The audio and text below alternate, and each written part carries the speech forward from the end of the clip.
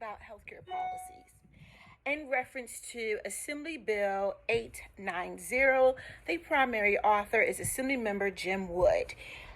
This bill is a scope of practice bill for nurse practitioners here in California. It has several co-authors, both on the Assembly and the Senator side, which I think is a really great show of support that these various other elected officials are interested in scope of practice and want to try to increase direct access to care. But does this bill really increase direct access to care by nurse practitioners? Let's take a look and see at the latest amendments. So as per as per July 23rd, 2020, okay, I've highlighted some areas that you might want to take a listen to. Area number 1. So this is, if you print out the bill, it's going to look like this. Apologies, I wrote on it and stuff. Shows you the various dates when it's been amended. And you turn the page. If you do front and back, it's 12 pages. And you'll see legislative consul's digest as the header here, and then you go down. So I highlighted within the second paragraph some interesting areas, right? There is a transition to practice. I'm sure you are aware what a transition to practice means. If you don't, go look it up. This video is not to give you the definition of transition to practice.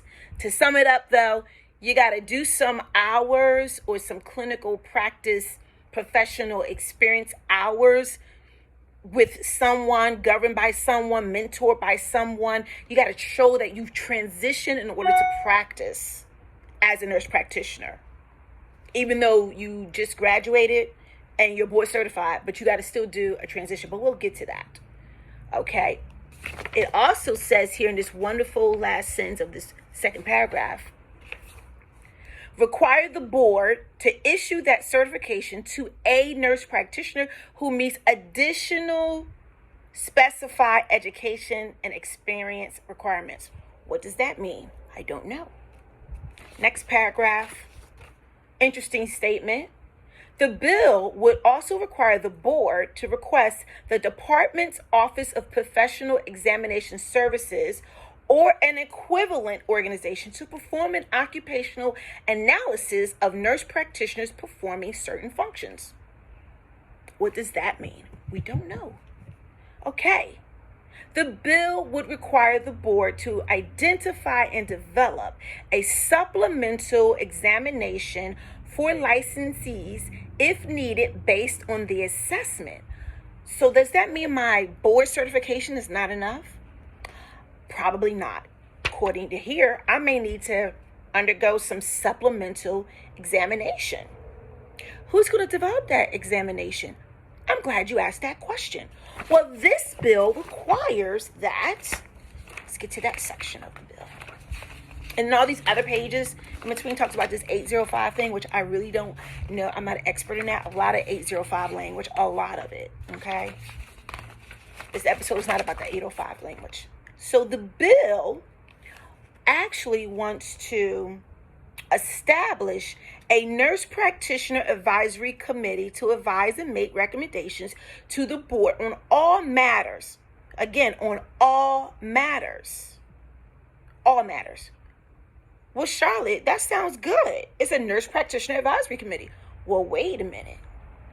The majority of the members of the committee shall be nurse practitioners, and the committee shall include, hold it, physicians and surgeons with demonstrated experience working with a nurse practitioner. So now we need another profession to sit on our board to advise us on all matters. Is there a nurse practitioner on the medical board? I don't think so. Now let's get back to that transition of practice. As you can see here, it's highlighted. So these are not my words. These are the words that Assemblymember Jim Woods helped create with various committee chairs to get this bill tracking along through the Assembly and now in the Senate, about to be voted on this Saturday. You need to be aware. Some people don't want to read, so I'm going to bring it to you. transition to practice, has completed a transition to practice in California for a minimum of 3 full-time equivalent years of practice or 4,600 hours. Yes, that means you new nurse practitioners will have to do a transition to practice. Oh, did you catch the key word? Transition to practice in California.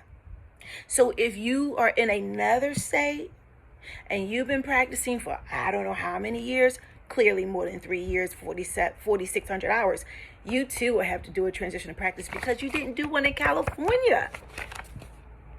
Next area of interest, those of you working in hospitals. A nurse practitioner shall be eligible to attend meetings, yay, of the department to which the nurse practitioner is assigned. Great job. A nurse practitioner thou shalt not.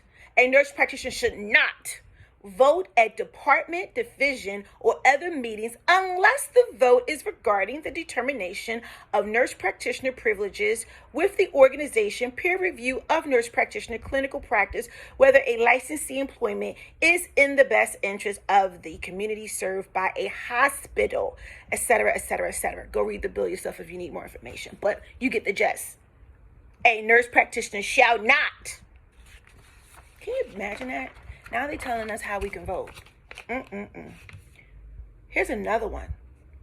You have any non-English speaking, Spanish speaking only patients? You must use enfermera especializada. Excuse me if I said that wrong. Yep, it says it right here. Got to use that term. Wait a minute. Did we just talk about transition to practice?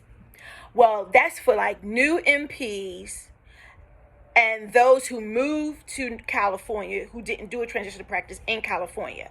But there's another 3 years requirement. Guess who's that for? Anyone who wants to perform independent services outside of the settings they have listed here. That will require, let me just read it verbatim, has practiced as a nurse practitioner in good standing for at least 3 years, not inclusive of the transition to practice. You got it, folks. That's equivalent to 6 years before you can go hang your own shingle or become this innovative entrepreneur as a nurse practitioner and provide direct access to care. No, not until you get those 6 years in California. So that is why it's essential. You got to read the bills. I understand various organizations may oppose, may support. But what exactly is the meat? Don't just ask for the potatoes. You want the meat. I just brought some to you. I hope you enjoyed that meal. Stay informed. Gain more in health.